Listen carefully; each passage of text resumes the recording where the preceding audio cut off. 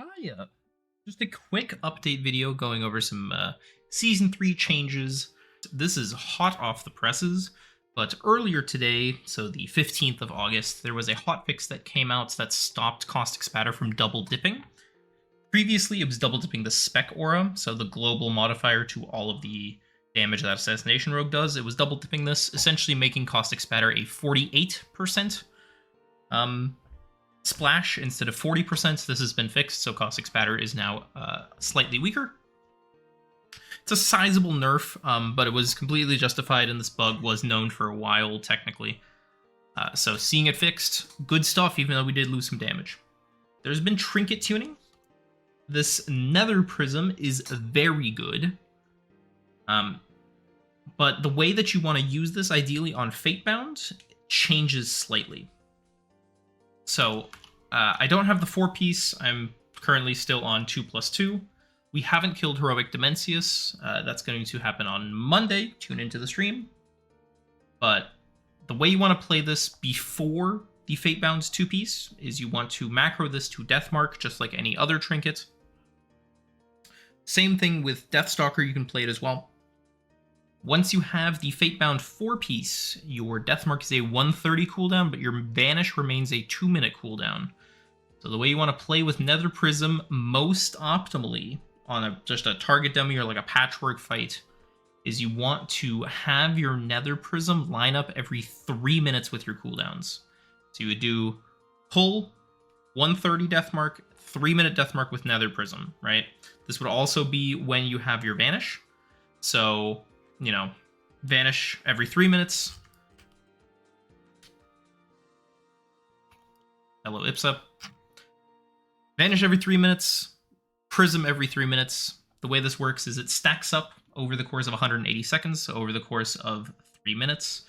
Once you have that full stack, it's going to be a big burst of damage, and you want to line that up with your Vanish every 3 minutes because of the talent Double Jeopardy. This is why we vanish during our cooldowns. But obviously it doesn't line up perfectly once you have your 4-piece for Fatebound, so we hold this for the 3-minute 3-minute Deathmark instead. You can macro the Trinket into Vanish if you'd like, but if you're going to do so, make sure that you Vanish before your Deathmark so that you get the buff on your coin flips. So it would be like Shiv, Vanish, Deathmark, Kingsbane, onwards with your rotation. You Shiv before Deathmark once you get the Fatebound 2-piece. This is simply because the Fatebound 2-piece causes Deathmark to flip 2 edge case coins and Kingsbane to flip 2 edge case coins. So you want to go Shiv into Deathmark into Kingsbane. That is buffing the coin flips. The coins do nature damage. They are technically cosmic damage. Cosmic is a portion of nature. So all the nature stuff works on the coins. Some other updates that you might not know about. Fatebound, specifically in raids, is very good, and it requires a lot of crit. A lot of crit that a lot of people don't have. So I would suggest you re-sim yourself. Now I have a new hero track Pacemaker, which is a crit trinket. However, you'll see that I am enchanted for Council's Guile instead of the normal like Authority, Radiant Authority, or Depths. Council's Guile is a weapon enchant that gives crit. I'm also using Algari Mana Oil, which is crit and haste. These are better for me. The Mana Oil is like 0.2%, but the Council's Guile are like 0.5%. So this is significantly stronger, especially if you're lacking crit like I am. Crit is the main stat on Fatebound, so if you played Deathstalker in the past and min-max Deathstalker, you might want to look at simming your character, re-simming your gems, re-simming your Reshi Rat Fiber, for example. That is another big source of crit. Re-simming your gem enchants, and then trying to get some more crit from somewhere. To put this in perspective, in total, if you change your gems, this is 300 roughly per neck and ring, so that's a total of 900 crit.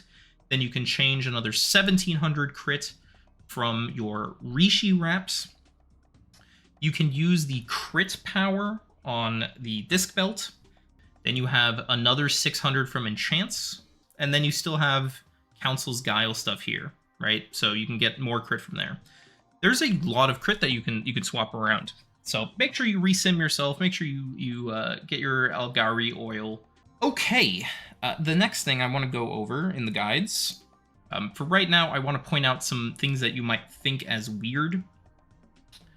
For example, Cursed Stone Idol. This is a 130 trinket that gives crit, and I just said that crit is really good. The problem with this is that it's a little bit weak right now. It requires channeling, which is a little bit awkward, and Nether Prism is just simply far, far better. Also, if you're going full into crit and you're like actually getting gear and you're not just equipping item level, at the point where you have your items sort of sorted out, the crit from the Stone Idol isn't necessary anymore. So this is just kind of a lesser version of the Lily that is a little bit more difficult to play around because of the channel. People have been asking me. I've been sharing this table, and they've been going, "Oh, Whisper, where's that spreadsheet from?" This isn't a spreadsheet. This is literally just the Wowhead guide for Mana Forge Omega. I'm going to be updating the raid tips in a bit, probably in the upcoming week once we get AOTC down. And as I'm talking to rogues in the raced world first, I will be trying to add some strategies in here that as they find stuff. That being said, however, I want to point your attention out to the Fatebound builds everywhere, including up here. There's a lot of Fatebound fights, and I kind of want to go over how and why. Some odd ones on here that you might see are the last two, because the last two do have ads. Now on Salhadar, the ads that come up are only on the platform, and the burn phase is actually on the dragon is full single target. 1 minute 30 cooldowns, especially on this, line up perfectly. And both of us played Fatebound on this. Now, the thing to note, which is why the cooldowns are so good, you'll see the burn phase is at 430. 430, immediately the alarm bell should be ringing in your head, 1 minute 30 cooldowns. And that lines up incredibly well. With 1 minute 30 cooldowns, you can cooldown on pull, then you get a second set in phase 1. You have all of this, which is damage that you have on the platforms. So you get to death mark the platforms to hit that DPS check on the Titan ad that you need to kill. And then you get it again for the burn phase. On top of that, you then also get another set going into the end, right? So instead of having a 2 minute here, a 2 minute here, and then having to hold for 430, you get 1, 2, 3, then the burn, and you still get another at 6 minutes. So 4-piece, even though it might not sim the highest, in this situation specifically, it would be insane because you get another impactful set of cooldowns on that platform. Again, this is a fight where Nether Prism is also very good. Just want to shout out Nether Prism because you get it for the amp, and that's full single target. So Fatebound, very, very good on this fight. So Dimensius, also same thing, very good Fatebound fight. I'll show you why here. I think I have it set to 2x, yep. So this is just our progression. We haven't killed. However, opener is very large and the ads are super spread out. So you don't actually have issues with the Fatebound coin or anything like that. Fatebound is just very, very strong in general. And you actually get to caustic spatter off of the ad onto the boss here. Now this fight hurts a ton. So defensively, Fatebound is a little bit weaker than Deathstalker. That might be a little bit rough, but in general, it should be manageable.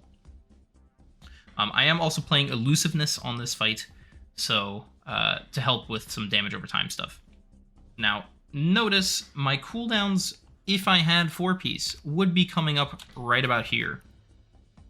That is going into the execute phase on this, which is very strong.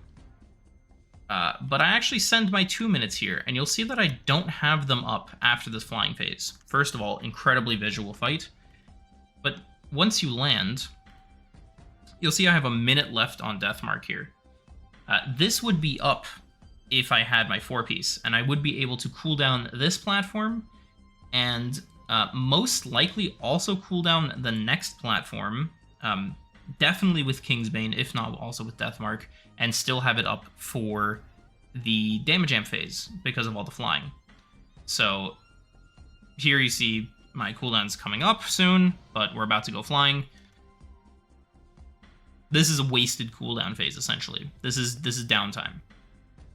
Now, if I had 130s, I would be able to cool down that platform, fly, and then when I land here, I'd have my cooldowns again. So, Fatebound, very good. You'll also see here that a lot of the time, there's not many ads around. There are a couple, but the ads that are actually in range are fairly low. So Fatebound here also doesn't lose that much damage. Now, we do end up wiping here, but the last phase is incredibly straightforward. It's just kind of a burn phase that you have going on. There's a burn at the start of the phase, and then you just have to kill the boss. The thing about that is 130s, also probably good on there. On Mythic, I've kind of been thinking and talking about it and looking at what timings would be in comparison.